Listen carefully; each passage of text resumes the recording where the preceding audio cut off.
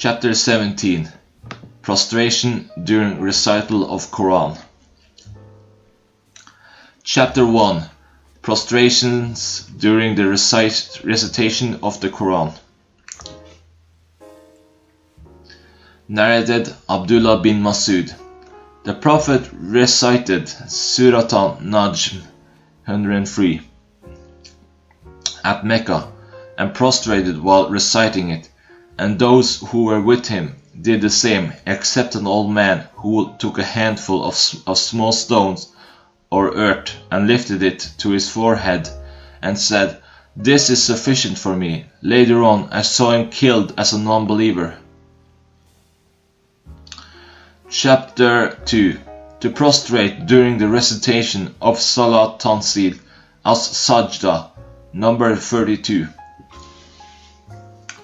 Narrated Abu Huraira. On Fridays the Prophet used to recite Alif Lam Mim Tansil as Sajda in the first rakah, and Halata Al Insani i Surat Al-Dar LXX I in the second rakah in the Fajr prayer. Chapter 3. To prostrate while reciting Surat Sad number 38. Narrated Ibn Abbas. The prostration of Sad is not a compulsory one, but I saw the Prophet prostrating while reciting it.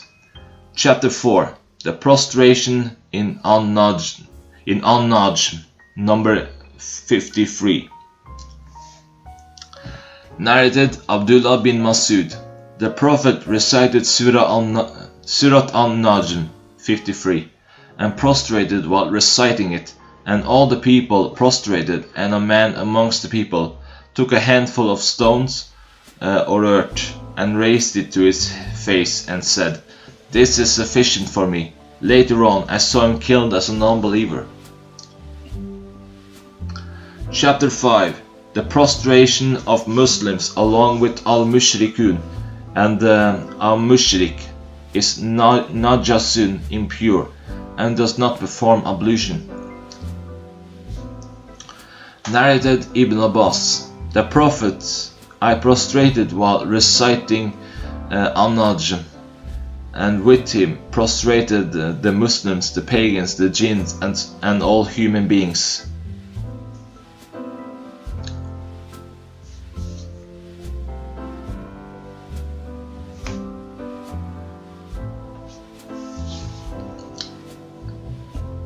Chapter 6.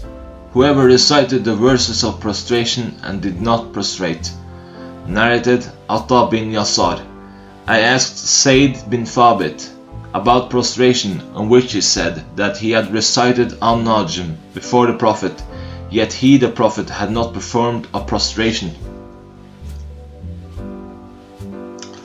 Narrated Said bin Thabit. I recited An-Najm before the Prophet, yet he did not perform a prostration. Chapter 7. Prostration while reciting Idhat Samaun Shakat. Narrated Abu Salma. I saw Abu Huraira reciting Idhat Samaun Shakat, and he prostrated during its recitation. I asked Abu Huraira, "Didn't I see you prostrating?" Abu Huraira said, "Had I not seen the Prophet prostrating, I would not have prostrated." Chapter 8. Whoever prostrated with the prostration of the reciter. Narrated Ibn Umar. When the Prophet recited a surah that contained the prostration, he would prostrate, and we would do the same, and some of us, because of the heavy rush, could not find a place for prostration. Chapter 9. The overcrowding of the people when the Imam recites As-Sajda. Narrated Ibn Umar. When the Prophet recited Surat As-Sajda and we were with him, he would prostrate, and we also would prostrate with him, and some of us, because of the heavy rush, would not find a place for our foreheads to prostrate on. Chapter 10. Whoever thinks that Allah has not made prostration of recitation compulsory,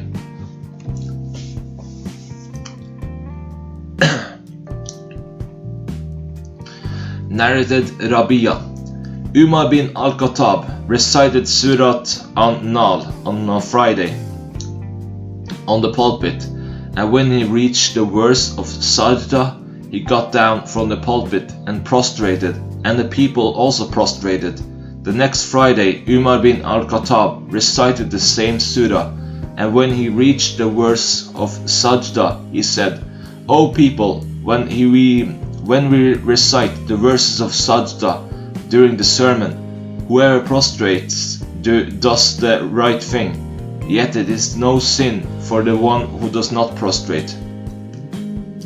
And Umar did not prostrate that day. Added Ibn Umar, Allah has not made a prostration of recitation compulsory, but if we wish, we can do it. Chapter 11. Whoever recited the verse of Sajda during the Salah prayer and prostrated.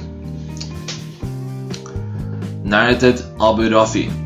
I offered the Isha prayer behind Abu Huraira, and he recited Idhas Sama un Shakat and prostrated. I said, what is this? Abu Huraira said, I prostrated behind Abul Qasim, and I will do the same till I meet him. Chapter 12. Whoever does not find a place for prostration with the Imam because of overcrowding. Narrated Ibn Umar. Whenever the Prophet recited the surah which contained the prostration of recitation, he used to prostrate, and then we too would prostrate, and some of us did not find a place for prostration.